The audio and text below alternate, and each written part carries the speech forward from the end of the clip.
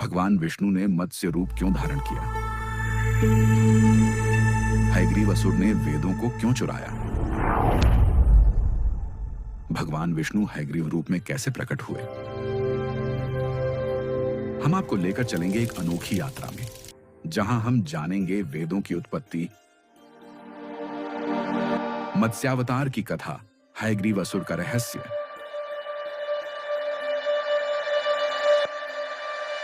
हयग्रीव रूपी विष्णु का उदय और कैसे प्रलय के बाद सृष्टि की पुनः उत्पत्ति हुई। लेकिन कहानी शुरू करने से पहले अगर आप हमें सपोर्ट करना चाहते हैं तो चैनल को सब्सक्राइब और वीडियो को लाइक जरूर करें और कमेंट में लिखें ओम नमो वासुदेवाय। अनादिकाल से यह ब्रह्मांड एक अविरल प्रक्रिया सृजन, पालन, संहार पर गतिमान है। त्रिदेव ब्रह्मा, विष्णु और शिव इस चक्र के अभिन्न स्तंभ हैं। ब्रह्मा रचना करते हैं, विष्णु उसे संरक्षण देकर धर्म की स्थिति बनाए रखते हैं और शिव समय आने पर संहार कर नई रचना के लिए स्थान निर्मित करते हैं। फिर वही अनादि चक्र नए कल की दांवपेच के साथ फिर आरंभ होता है। सृष्टि की वंश परंपरा में एक नाम सर्वाधिक गौरवशाली है, ऋषि कश्यप। ऋषि कश्यप ब्रह्मा के मानस पुत्र थे। उनकी संतानों से ही सृष्टि के लगभग सभी वर्ग उत्पन्न हुए। देवता और असुर, दानव और नाग, पशु पक्षी और मानव, सबका मूल कश्यप ऋषि ही माने गए। मानव कल्याण के लिए स्वयं भगवान विष्णु ने अपनी वाणी से 4 वेदों को बाल रूप में अवतरित किया। इन दिव्य बाल रूपी 4 वेदों को उन्होंने ब्रह्मा जी को सौंपा ताकि ये ज्ञान धरती पर पहुंचे और मानव कल्याण हेतु धर्म का दीपक सदैव प्रज्वलित रहे। लोक की दिव्य प्रभा में भगवान विष्णु, उनके समीप माता लक्ष्मी विराजी हैं। दोनों अदिति के गौरव समारोह की चर्चा कर रहे हैं। हे महादेवी, ये सचमुच पावन अवसर है। आज अदिति को देव माता के रूप में सम्मानित किया जा रहा है। देवगढ़ का तेज और उनकी शक्ति सब उन्हीं के पालन और संस्कारों का फल है। प्रभु, आपने सत्य कहा। अदिति का मातृत्व ही धर्म और देवत्व की नींव है। उनकी करुणा और संस्कार ने ही देवों को महान बनाया है। यही कारण है कि ये समारोह केवल उनका सम्मान नहीं बल्कि धर्म और मातृत्व का उत्सव है। हाँ प्रभु, आज उनका गौरव केवल देवताओं तक सीमित नहीं, ये तो समस्त माताओं के लिए आदर्श है, आने वाले युगों के लिए एक शिक्षा। महादेवी, चलो अब देर ना करें, देव सभा हमारी प्रतीक्षा कर रही होगी। दोनों उत्साहित होकर दिव्य आभा के साथ स्वर्ग की ओर प्रस्थान करते हैं। देव सभा में माता अदिति का गौरव समारोह आरंभ हो चुका है। सभी देवगण उनकी स्तुति कर रहे हैं और भगवान विष्णु स्वयं उनके मातृत्व की महिमा का गान कर रहे हैं। देव माता, आपका मातृत्व केवल देवों का आधार नहीं बल्कि संपूर्ण धर्म का स्तंभ है। आपकी गोद ने देवत्व को जन्म दिया है और आपके संस्कारों ने इन्हें अमर बना दिया है। प्रभु, यह गौरव मेरा नहीं, यह तो मेरे पुत्रों का है। आज जो सम्मान मुझे मिल रहा है वह केवल उनकी तपस्या और कर्म से संभव है। देव माता, आपके पुत्र आपके आशीर्वाद से धर्म का मार्ग प्रकाशित करते हैं। काश मैं भी आपकी गोद से जन्म ले पाता, क्योंकि आपका मातृत्व स्वयं धर्म का आलय है। आपके आंचल में जन्म लेना मेरे लिए भी सर्वोच्च गौरव होगा। प्रभु, आप पालन करता होकर यह कहते हैं तो मेरे लिए इससे बड़ा सम्मान कोई नहीं। यदि स्वयं विष्णु मेरी संतान कहलाएं, मेरे लिए यह मातृत्व का परम धन्य क्षण होगा। देव माता, आपका त्याग और करुणा आने वाले युगों के लिए शिक्षा है। आपका मातृत्व देवताओं की सीमा से परे धरा से आकाश तक समस्त जगत को आलोकित करता है और आपके आशीर्वाद से ही यह गौरव शाश्वत बना रहेगा। प्रभु, समारोह जय भगवान विष्णु, जय माता लक्ष्मी के घोष से गूंज उठती है। माता लक्ष्मी की जय, भगवान विष्णु की जय, माता लक्ष्मी की जय, भगवान विष्णु की जय। भगवान विष्णु और माता लक्ष्मी के विदा होने के बाद सभी देवगण माता अदिति का गौरव समारोह पूर्ण करते हैं।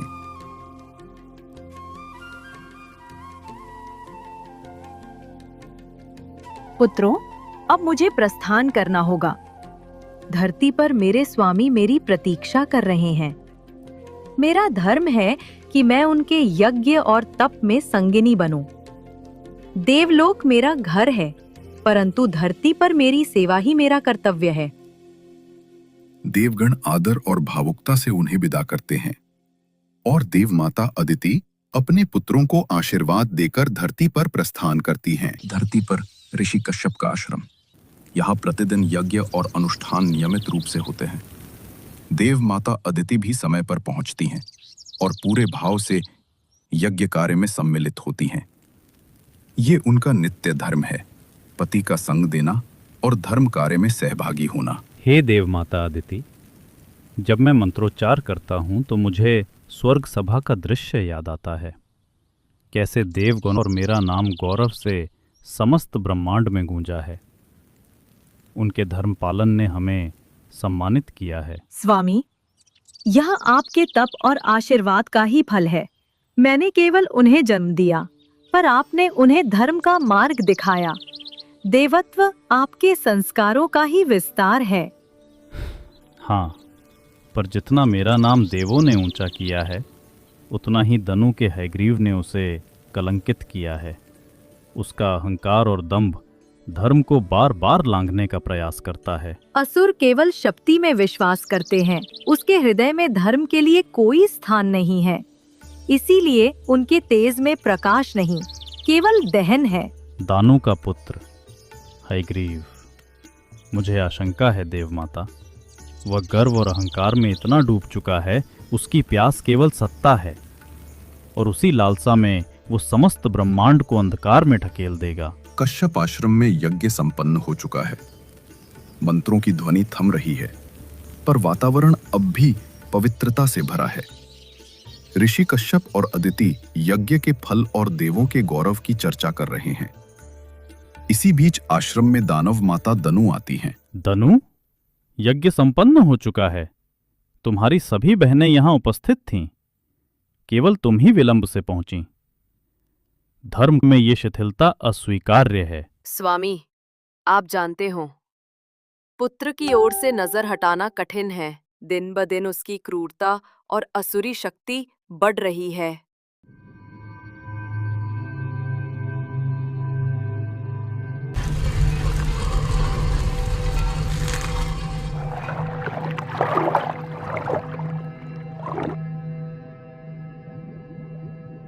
असुरराज है ग्रीव की जय। असुरराज है ग्रीव की जय।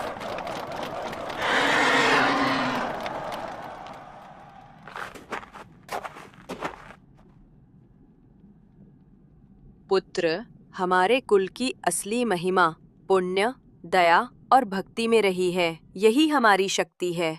तू भी इन्हीं मार्गों पर चल। यही तेरी सच्ची महानता होगी।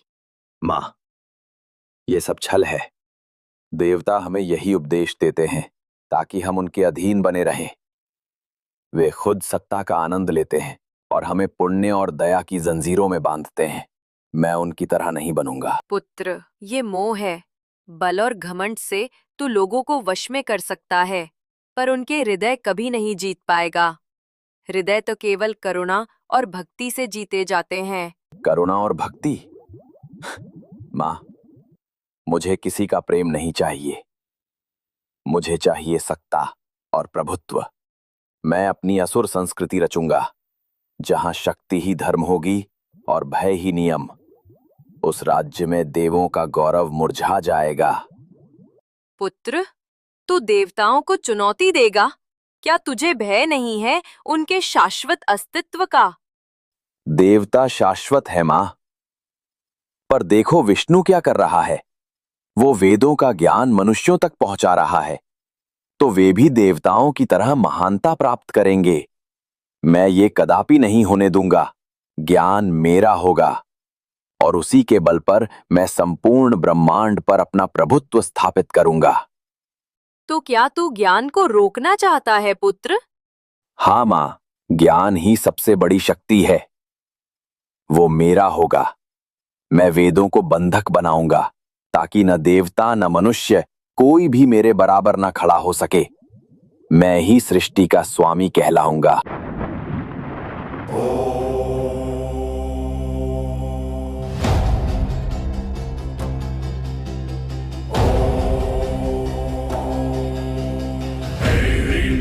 चामुंडाय विचये, ओम ऐं क्लीं चामुंडाय विचये। तप तप हयग्रीव तपस्यति जप जप महामायां तुष्टयति। महामायै नमो नमः, जगन्मात्रे नमो नमः। या देवी सर्वभूतेषु शक्तिरूपेण संस्थिता, नमस्तस्यै नमस्तस्यै नमो नमः। ओम दुर्गायै नमः। ओम ह्रीं श्रीं क्लीं परमेश्वर्यै नमः। असुरो हयग्रीवो दीर्घं जपं करोति, देवी प्रसन्ना भव प्रसन्ना भव।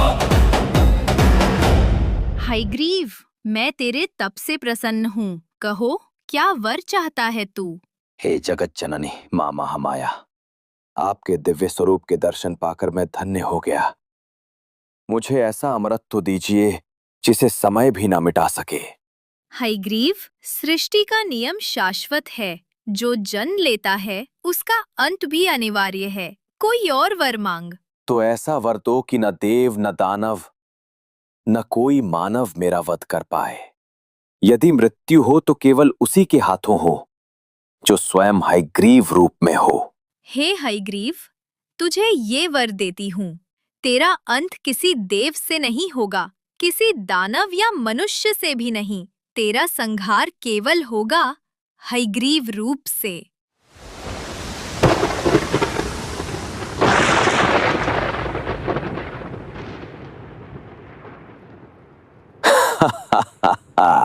अब मैं अजेय हूँ। विष्णु वेद मनुष्यों तक पहुंचा रहा है। यदि मनुष्य वेद पा गए तो वे भी देवताओं के समान महिमा को प्राप्त करेंगे। मैं ये कभी नहीं होने दूंगा। ज्ञान मेरा होगा, वेद मेरे अधीन होंगे और उसी ज्ञान से मैं संपूर्ण ब्रह्मांड पर अपना आधिपत्य स्थापित करूंगा। मैं अपनी दानव संस्कृति रचूंगा और संपूर्ण ब्रह्मांड पर राज करूंगा।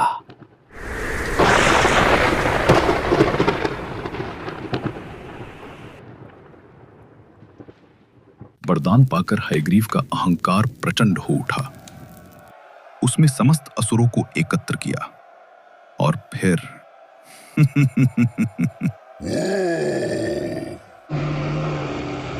आरंभ हुआ विनाश का तांडव।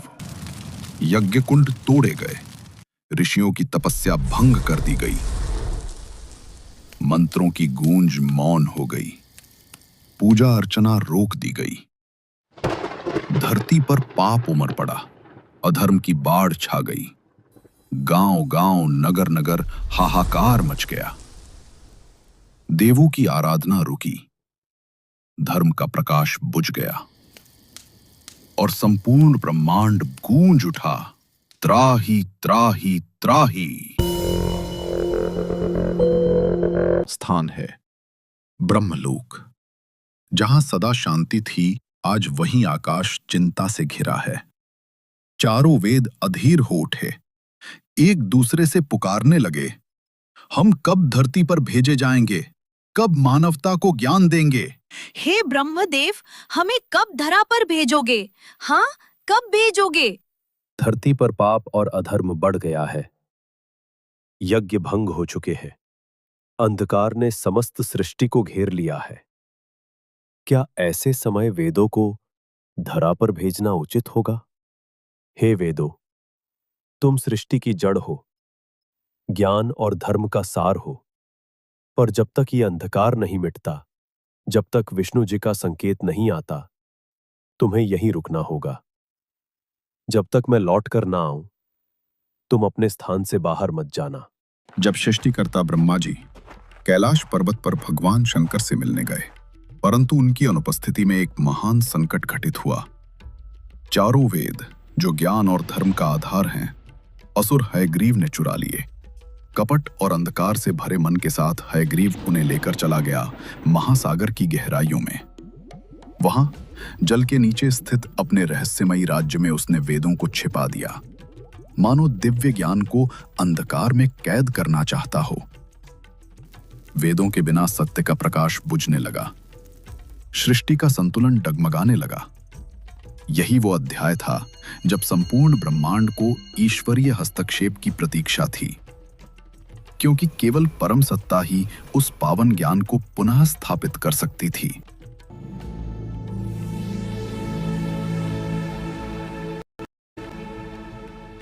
हे महादेव, चारों वेद ज्ञान का अमृत है। कब इन्हें धरती पर भेजा जाए ताकि मानवता धर्म और सत्य का मार्ग पा सके। महादेव ने नेत्र मूंदे। उनकी दृष्टि में अधर्म से ढकी धरा का दृश्य प्रकट हुआ। हे ब्रह्मदेव, इस समय वेदों का अवतरण व्यर्थ है। पृथ्वी पाप से मलिन हो चुकी है। पहले अधर्म का संहार होगा, प्रलय आएगा, फिर शुद्ध धरा ही वेदों के प्रकाश को धारण कर सकेगी। धरती पर धर्म की ज्योति मध्यम पड़ रही थी। कुछ राजा अब भी धर्म और सत्य के प्रहरी बने थे। उनमें श्रेष्ठ थे सत्यव्रत राजा। वे केवल शासक नहीं, भगवान विष्णु के परम भक्त थे। हर प्रभात पवित्र नदी में स्नान, देवताओं को अर्घ्य और विष्णु नाम का ध्यान, यही उनका नित्य जीवन था। हर दिन की तरह प्रातःकाल राजा सत्यव्रत पवित्र नदी पर पहुंचे। उन्होंने स्नान किया और दोनों हथेलियों में जल भरकर देवताओं को अर्घ्य देने के लिए उठाया। अरे, ये कैसी अद्भुत मछली है! ऐसी करुण आंखें, मानो कुछ कहना चाहती हो। राजन, मेरी रक्षा कीजिए। बड़ी मछलियां मुझे निगल जाएंगी। मैं असहाय हूँ। आप ही मेरी शरण हैं। नन्ही प्राणी, भय मत कर, मैं तुझे बचाऊंगा। उन्होंने उस छोटी मछली को कमंडल में रख लिया, परंतु यह कोई साधारण घटना न थी। अगले ही दिन मछली इतनी बड़ी हो गई कि कमंडल छोटा पड़ गया। राजा ने उसे बड़े पात्र में डाला, पर वहां भी वह सीमाओं को लांघ गई। फिर सरोवर में छोड़ा गया, किंतु वहां भी वह सरोवर के विस्तार से बड़ी हो गई। राजा के मन में आश्चर्य बढ़ता गया। यह कोई सामान्य मछली नहीं, इसके पीछे कोई दिव्य रहस्य छिपा है। अंततः राजा सत्यव्रत ने निश्चय किया, अब इस अद्भुत मछली का स्थान केवल समुद्र ही हो सकता है। राजा ने श्रद्धा से मछली को समुद्र में प्रवाहित किया और तभी समुद्र की तरंगे स्वर्णिम प्रकाश से जगमगा उठीं। राजन, भय मत करो, मैं ही विष्णु हूं। यह मेरा मत्स्य अवतार है। 7 दिन बाद प्रलय आरंभ होगा। आकाश फट पड़ेगा, बादल गर्जन के साथ वर्षा बरसाएंगे, पृथ्वी जलधाराओं में डूब जाएगी, नदियां और समुद्र सब सीमा तोड़ देंगे, धरती का कोई भाग शेष नहीं रहेगा। वनस्पति, पर्वत, जीव जंतु सब इस जलराशि में विलीन हो जाएंगे। परंतु ये अंत नहीं होगा। नया प्रारंभ यहीं से जन्म लेगा। राजन, जब वो समय आए तब तुम सप्त ऋषियों, जीव बीज, अन्न बीज, औषधियां और वेदों का ज्ञान लेकर उस दिव्य नौका में बैठना। भगवान के आदेश के बाद राजा सत्यव्रत ने समय न गवाया। उन्होंने तुरंत अपनी रानी के साथ मिलकर धरा की धरोहरें संजोनी शुरू कर दी। ऋषियों के आश्रमों से ज्ञान और वेद संहिताएं, जंगलों से औषधियां और जड़ी बूटियां, खेतों से अन्न और बीज, गायों से प्राप्त जीवन दायिनी दुग्ध परंपरा और पृथ्वी पर बसे प्रत्येक जीव का बीज रूप, सब कुछ एकत्र किया गया। सप्त ऋषियों को भी साथ लिया गया, क्योंकि वही धर्म और ज्ञान की परंपरा के वाहक थे। राजा और रानी दिन रात लगन से इन अमूल्य निधियों को संजोते रहे। हर वस्तु को नौका के लिए सुरक्षित रखा गया और फिर वो दिन निकट आने लगा जिसकी चेतावनी स्वयं भगवान विष्णु ने दी थी। भूमंडल से भी परे, आकाशगंगा के पार, अवसागर महासिंधु के अथाह शून्य में भगवान विष्णु 10,000 वर्षों से महासंग्राम में लीन थे। उन्होंने असंख्य अंधकारी शक्तियों को और महाप्रलयकारी असुरों को पराजित कर भवसागर की गहराइयों में विसर्जित कर दिया। परंतु ये महायुद्ध इतना लंबा और भीषण था कि युद्ध के उपरांत विष्णु थकान से निढाल हो गए। उन्होंने शारन धनुष गले से बिना उतारे ही शिलाखंड पर पीठ टिकाकर गहन योग निद्रा में लीन हो गए। समस्त लोकों में अज्ञान और अंधकार फैल गया। देवताओं ने व्याकुल होकर ब्रह्मा की शरण ली। प्रभु, अब धर्म का दीपक बुझने ही वाला है, कृपया उपाय बताइए। ब्रह्मा जी ने गंभीर स्वर में कहा, इस संकट का निवारण केवल विष्णु कर सकते हैं। तब सभी देवता और स्वयं ब्रह्मा विष्णु के पास पहुंचे तो ये दृश्य देखकर वे स्तब्ध रह गए। योग निद्रा में लीन प्रभु का सिर, धनुष डोरी उनके गले में गहराई तक धंसती जा रही थी, मानो संपूर्ण ब्रह्मांड का तनाव उसी एक डोरी में बंध गया हो। देवताओं के हृदय कांप उठे। वे आपस में सोचने लगे, यदि हम प्रभु को सीधे जगा दें तो उनकी योग निद्रा भंग होगी और ये तो महापाप होगा। लेकिन यदि इस प्रत्यंचा को ऐसे ही रहने दें तो ये उनके गले को और दबाती जाएगी। न निद्रा तोड़ सकते हैं, न डोरी हटा सकते हैं। ये कैसी दुविधा है। तब ब्रह्मादेव ने सूक्ष्म दीमक उत्पन्न किए और उन्हें संकेत करते हुए कहा, देखो प्रभु का सारन धनुष धरती पर टिका है, तुम जाओ और उसी स्थान की डोरी को चबा डालो। परंतु दीमक भयभीत होकर बोले, प्रभु, ये तो महापाप होगा। हम प्रभु की योग निद्रा को भंग करेंगे तो हम पर दोष लगेगा। ब्रह्मा ने उन्हें आश्वस्त किया, मत डरो, मैं तुम्हें वरदान देता हूं। जब तक कोई वस्तु यज्ञ या आहुति में अर्पित ना हो, तब तक उस पर तुम्हारा अधिकार रहेगा। ये तुम्हारा शाश्वत धर्म होगा। उन्होंने धीरे धीरे धनुष की प्रत्यंचा को चबाना शुरू किया। क्षण प्रतिक्षण डोरी कमजोर होती गई और अचानक एक तीव्र झटके के साथ प्रत्यंचा टूट गई। उसके टूटने का वेग इतना प्रचंड था कि सारंग धनुष का सिरा झूलकर जोर से दूसरी ओर आ गिरा और उसी आघात से भगवान विष्णु का सिर धड़ से अलग होकर प्रकाश पुंज में बदल गया। तभी विश्वकर्मा आगे बढ़े। उन्होंने एक दिव्य अश्व का सिर लाकर विष्णु के धड़ पर स्थापित कर दिया।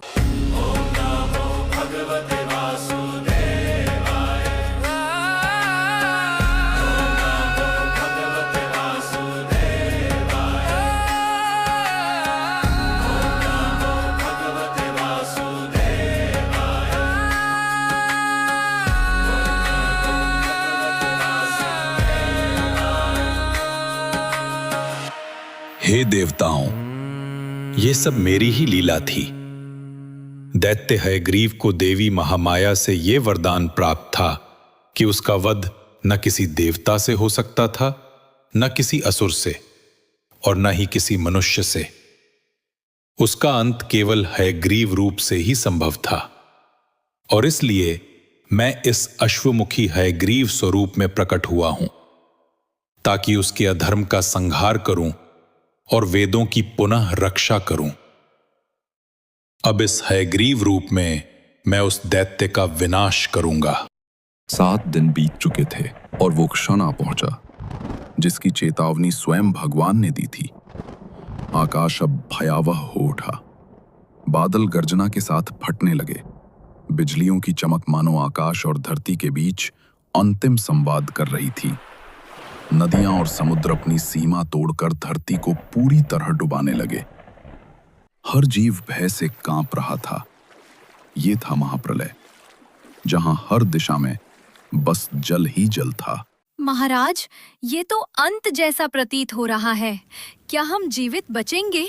मत भय करो, नारायण ने वचन दिया है वे हमें इस प्रलय से पार कराएंगे। ओम नमो भगवते वासुदेवाय। हे प्रभु, अपनी लीला से हमारी रक्षा कीजिए। नौका प्रलय की प्रचंड लहरों पर डगमगा रही थी। हर प्राणी भयभीत था, परंतु राजा रानी और सप्तऋषियों का विश्वास अटूट था कि विष्णु स्वयं अपने वचन के अनुसार इस प्रलय में धर्म और जीवन की रक्षा करेंगे।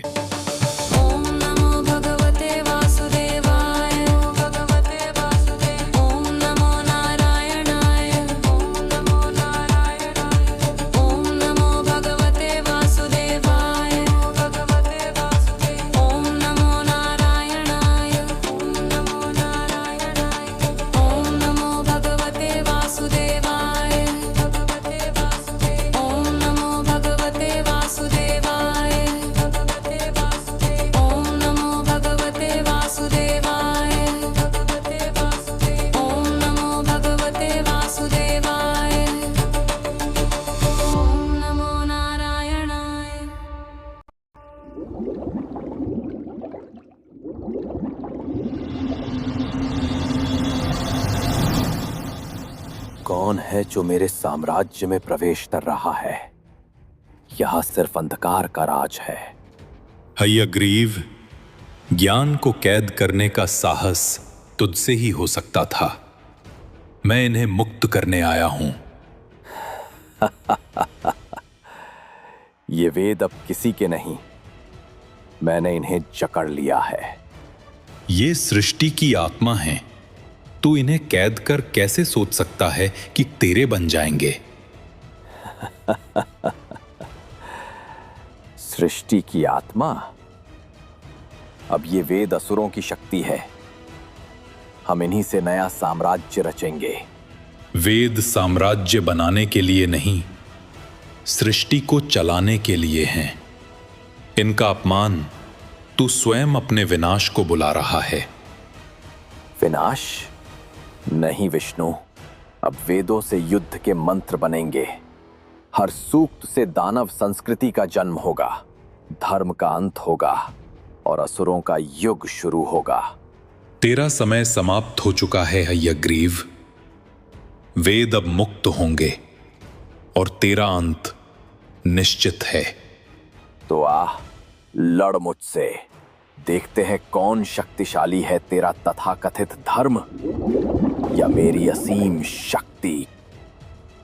हे प्रभु, ये कैसी प्रचंड लहरें हैं, हमारी नौका टिक नहीं पाएगी। ओम नमो भगवते वासुदेवाय। ओम नमो भगवते वासुदेवाय। प्रभु, क्या हम सचमुच सुरक्षित किनारे पहुंच पाएंगे? रानी, धैर्य रखो। नारायण ने वचन दिया है, जब तक वे साथ हैं, हमें कुछ नहीं होगा। पर प्रलय की यह गर्जना मानो संपूर्ण पृथ्वी डूब रही हो।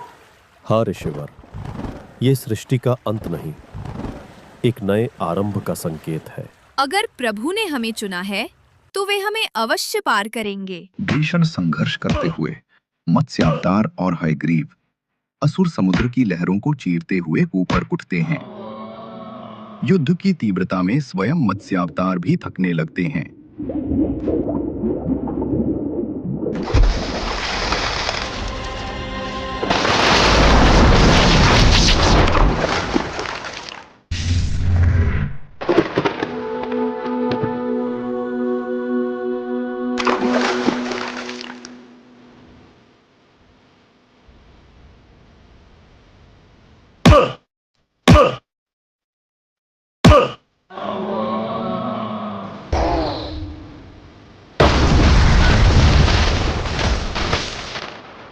जब हयग्रीव असुर और हयग्रीव रूपी विष्णु का युद्ध जारी रहता है, तभी मत्स्यावतार समुद्र की गहराइयों में उतरते हैं, वेदों को सुरक्षित करने के लिए।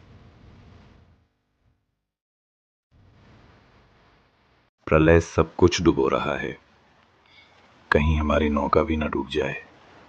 महाराज, प्रभु ने वचन दिया था, पर ये लहरें हमें निगल रही हैं। धैर्य रखो, नारायण कभी वचन नहीं तोड़ते। वो समय आने पर अवश्य प्रकट होंगे।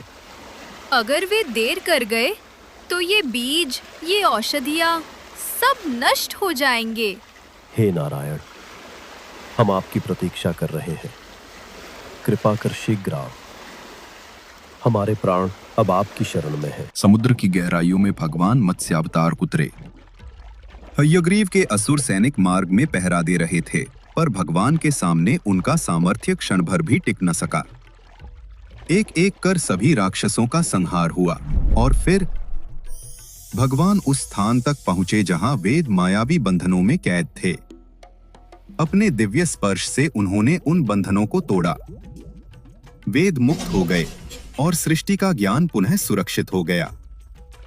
भगवान वेदों को अपने साथ लेकर नौका तक पहुंचे।